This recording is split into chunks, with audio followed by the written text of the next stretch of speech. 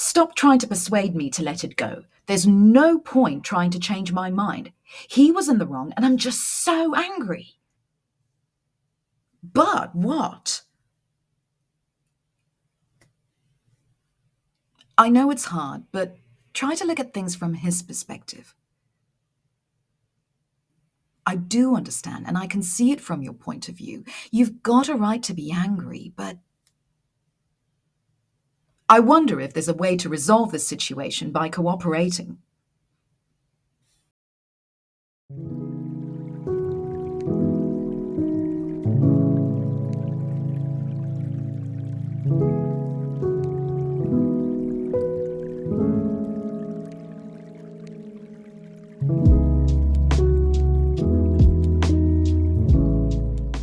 While there are some people who love a good argument, the majority of us tend to avoid conflict where possible. However, whether in the private, public, or professional sphere, we can't go through our lives without having to resolve a disagreement or two. Welcome to the Word of Mouth English Studio channel, where we discuss all things grammar, articulation, and accuracy to help boost your output and input language skills and help build your confidence when dealing with your next adversary, perhaps in a negotiation or a situation of conflict in a meeting in the workplace. In today's video tutorial, we're discussing conflict management. So let's get started. Today I'll be sourcing some of my material from the British Council and some other material from Lingoda. In this video tutorial, we'll be doing some listening practice, reading practice, as well as vocabulary building, and giving you some ideas and on how to better manage conflict and conflict resolution in the workplace if you're a professional. First, we'll start out with some vocabulary building by looking at some useful phrases. Which of these 8 expressions and collocations have you come across before? Which of them have you used? If you're not familiar with them, try to guess how an English speaker would use them in a meeting or semi-formal conversation. Today we'll listen to a situation in which some people are trying to come to an agreement, and these expressions will be used in the listening. So try to think of how we can use them to be more accommodating. How would you go about using these collocations and expressions in a situation of conflict in which people are rather adversarial and quite hot-headed, in which tempers are flaring? How would you use them in a sentence of your own? Or how do you think native English speakers might use them in situations where we're trying to calm people down and look at the big picture to come to a resolution? Later, we'll be listening to some people trying to resolve a dispute at work with the help of a mediator. A mediator is a person whose job is to mediate in a disagreement. That means they'll talk to the people or groups involved to help them find a solution. Now, let's have a look at what these expressions really mean. So, to arise means to happen. Arise is simply a semi-formal or more technical way of saying it. To block someone is to stop someone from doing something. You might have blocked people on social media, or you might have blocked some emails that contained abusive, harassing, or perhaps even spam content. As a recipient, you can block the sender of the email. To stick to something is to do something, but not change to doing something else. To stick to your guns is a nice idiom that you might have used before. So stick to your guns or to stick to something. A job description is a list of tasks and responsibilities in a job. What is your current job description? How would you describe your position? And what's your current title on LinkedIn or other professional profiles? In English, job descriptions might be quite different. They might differ from those in your language, so do be careful with the wording and do make sure your job description is accurate in English. As well is another term for also. Something crucial is extremely important or critical. To deny something means to say that something's not true. And to settle on something means to come to an agreement or to agree on a decision. In this section, we'll be doing some listening as well as reading practice. We'll now listen to some people trying to resolve a dispute at work with the help of a mediator. Listen carefully and also read the transcript with me as we go along.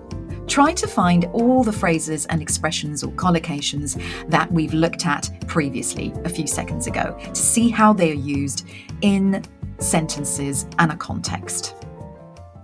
Welcome to this Learn English Professionals recording brought to you by the British Council. To find out more and to access language activities and audio scripts, visit our Learn English website at www.britishcouncil.org/Learn English. Okay, Craig and Gavin, I realise that there have been some problems between you recently, and I'd like to try and sort them out right now. Gavin, can you tell me why you think this problem has arisen now? You're asking me? I really have no idea. I mean, I came into this job a year ago with a special project to do. I had a very positive attitude. I was excited about it. And Craig's just blocked me all along. Well, that's not fair at all. That's just not true. Okay, 1 second. Can everyone speak one at a time, please? Gavin, go on. Well, that's about it, really. I've never felt as if I've been welcomed here. I mean, when I walk into the office, the others don't even say hello to me. That's just not true. It's you who doesn't say hello. Craig, please. Gavin, can you tell me why you think this situation may have arisen? Well, as I said, I've really no idea. Perhaps it's just my style. I'm very positive, energetic and outgoing, while everyone else here seems to be half asleep. Listen, I don't think that personal, judgmental comments like that help. Can we just stick to facts rather than opinions? Okay, well, I could see right away that some changes needed making here, so I set about making those changes. And was that part of your job description? Job description? Job description? That's all I ever hear around here. That's the problem with this place. There's no initiative, no energy. Okay, Craig, would you like to tell us what you feel the problem is? Well, I think it's quite clear, isn't it? That's it. Okay, as I said, can we keep away from personal comments here and stick to talking about the workplace? Well, I am talking about the workplace. He doesn't respect the limits of what he's supposed to do. He came in here for a 1-year project, but has then tried to change the way everyone else works as well. Gavin, can you respond to that? Well, my project involved everyone else. It was impossible to do what I had to do without getting other people to rethink the way they work. Okay, I think that personality issues are crucial here. Right, absolutely. Personality issues are the most difficult things to change. Perhaps we'll never be able to resolve them. You are different people with different personalities and different ways of working. And so? Well, that doesn't mean the problem can't be solved. We have to be flexible, accept change, and be tolerant of difference. Easy to say. Well, yes, it is easy to say, but difficult to do. I don't deny that. However, what we need to do is review your project and look at everyone's roles and responsibilities in the project and in this organisation as a whole. If everyone sticks to and respects other people's roles and responsibilities, then we can at least settle on a good, constructive working atmosphere.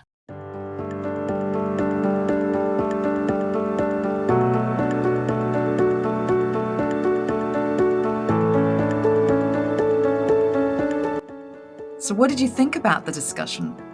Was this a productive meeting? Did people come to a resolution? Or was there no end in sight? It was tough because, as we saw, tempers were flaring. Two adversaries here didn't really get along in the workplace and had something to say, and they both wanted to voice their concerns. However, we want to do so in a way that's not incriminating, that doesn't involve pointing fingers. But sometimes it happens. There will be people who do point those fingers. There will be people who do say things that are out of context, or perhaps that never even happened. There are people who see things from a different angle or different point of view. But can we put the words in order in this next exercise to make sentences from today's podcast? And here are the answers. I've completed them for you, but you could try doing this on the interactive website so that you could see whether you get the same outcome. Listen and repeat. I'd like to sort out the problems you've been having. I'd like to sort out the problems you've been having.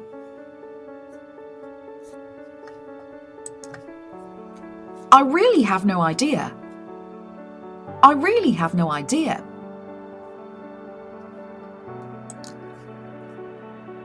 That's just not true. That's just not true. What do you feel the problem is? What do you feel the problem is?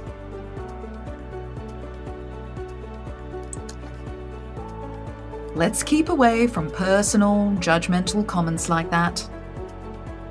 Let's keep away from personal, judgmental comments like that. Can we just stick to facts rather than opinions?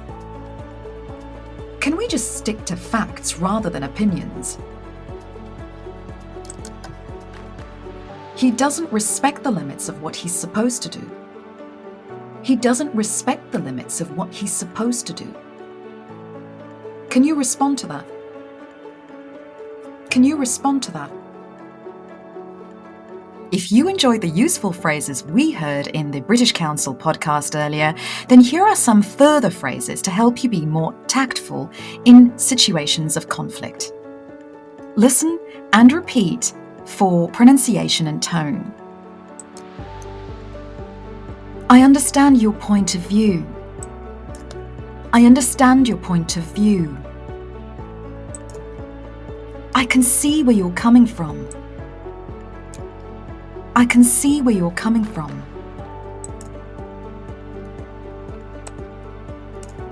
I'd like to clear up any confusion.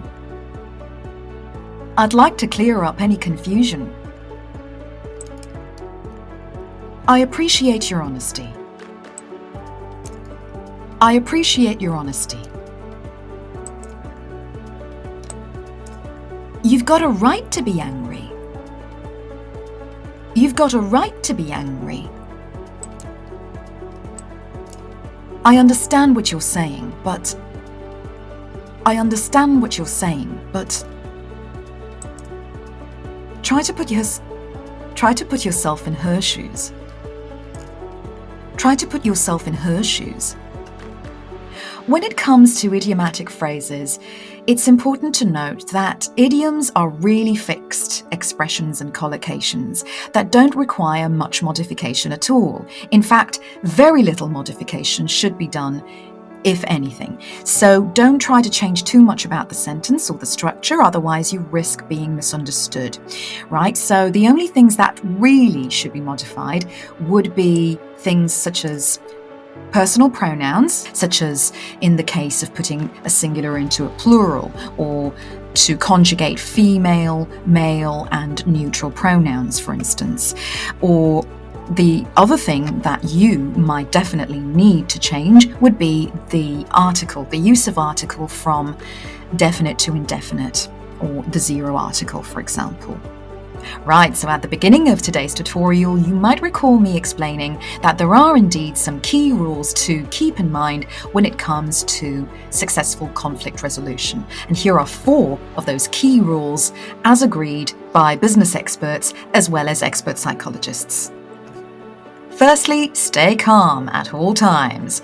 Keep your cool, calm hat on. Yes, we wear different hats in different positions. Now, whether you work in management, whether you're a director or whether you're a team leader, whether you are a mediator or any person in authority, it is important to calm the situation down by being calm yourself. If tempers are flaring and the parties involved seem to be growing more and more flustered, and frustrated, and hostile even, your job is to mediate the situation by being less frustrated, more calm, and very focused. Listening skills, of course, are critical when it comes to conflict resolution. Think of all the times we've been in situations of disagreement and appreciated it when somebody else considered our input or valued it or simply just listened and acknowledged it. So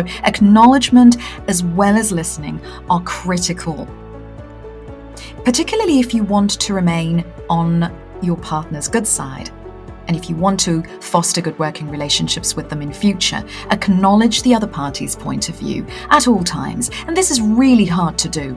In fact, it might be the hardest stage out of all these, because when you seem to disagree with somebody and you might have completely opposite ideas or tendencies or realities, right? Because my truth might be different to yours. So where can we meet? Always listen first and show some appreciation of the time they took to explain this. You can validate something without necessarily agreeing with it. You can validate and appreciate somebody's input without necessarily going along with what they are saying. And finally, for clarity, state your demands clearly and explain why those demands might be justified to you. Be careful because, as we said earlier, people's ideas, people's truths, people's realities, and even people's experiences of the same event might differ from person to person. So basically, what is experienced by one party might not have been experienced by the other party in the same way. And therefore, perhaps experiences aren't necessarily always the best kind of judgment to go by because they're not empirical. Feelings aren't empirical either. Opinions aren't empirical either. What is empirical is providing data and empirical proof or any sort of evidence. So statistical data, for instance, okay, this is where we must be more analytical rather than emotive, right? So try to be more empirical, less emotive in justifying your demands. Remember, you can acknowledge someone else's point of view while still making your own opinion clear. Here are some useful phrases to help you do just that. Let's listen and repeat for pronunciation and tonality.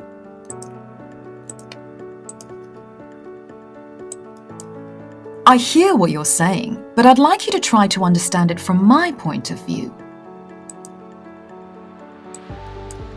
It's unfortunate that things have got so heated. I think it'd be best if we could try to resolve our differences. Note, it would be becomes it'd in the contracted form.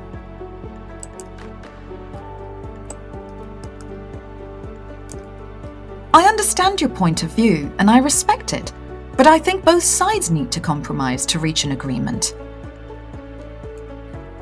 I recognize I was at fault and I apologize. Or, I recognize I was at fault and I apologize. Try experimenting with both tones and both stresses. I would like to work together to find a solution. I would like to work together to find a solution. I appreciate your apology, but it's not enough. We still have to find a way to resolve the situation. Try using these expressions next time you want to write a more empathetic letter and show your understanding. Try using these in your next meeting and see how much more smoothly your meeting goes, particularly if tempers have flared and conflict arises. And now try to put your writing into practice by writing an email. Imagine you bought an electrical product to use at work, but the appliance or device was faulty. In other words, it wasn't working properly. You have the receipt, but unfortunately you've already thrown out the packaging, which sometimes happens, right? Now the company is being difficult and is refusing to give you a refund. write an email to the company manager to try and settle this disagreement using the phrases, expressions, and terms, and of course, the advice that was given to us in today's video tutorial. Now let's reflect upon today's tutorial. Which parts of the tutorial did you find easiest, and which parts were most difficult for you to grasp? Which of the phrases or tactics do you think you might be using in future, and which of them would you like to take away with you today? Hopefully, you'll be able to use a variety of approaches that we've discussed in this tutorial. Thanks for sticking around and watching today's video tutorial. As always, if you enjoyed the content of this video, don't forget to give it a thumbs up and subscribe to the channel on the way out if you have not done so already. We enjoy hearing more from you. As always, in the comments, leave us some feedback. Which of these phrases and tactics from today's video tutorial on conflict management are you most likely to use in future if a conflict or disagreement should arise in the workplace? Also, let us know how frequently you need to deal with conflict and disagreement as a professional, and how do you usually deal with it? Have you ever used any of the phrases or techniques that we discussed in this video, or have you always gone about it the wrong way? We don't always have time to think before we speak, but we should. So today's lesson should help you with being more empathetic and understanding. Think about the most challenging conflicts and disagreements or debates you've ever had. How empathetic have you sounded in past? Did you always use the best tactics possible to keep people on your side, and also to show caring and understanding for the people you work with, your peers, your team, your colleagues? Or did you sound too aggressive, too agitated, perhaps too demanding, or too cold and distant? It's always important to keep a calm, cool head and always to try to use these tactics and phrases whenever possible, because different cultures might call for different types of methods, but a standard method that all business experts and psychologists agree on is empathy, understanding, and listening skills. Use the English language tactics that we proposed in this video today, and let us know how they go. Let us know if they work for you in your next debate or next meeting or negotiation, because sometimes negotiations can be tough. Also, do check out our other assortment of videos on this video channel. There's loads of content for you to browse through and explore. Let us know which of them you would like to see more of. Today's video was requested by my CEP students and my Cambridge Business English candidates. So let us know what kinds of videos you'd like me to do in future. Have a good day. See you next time.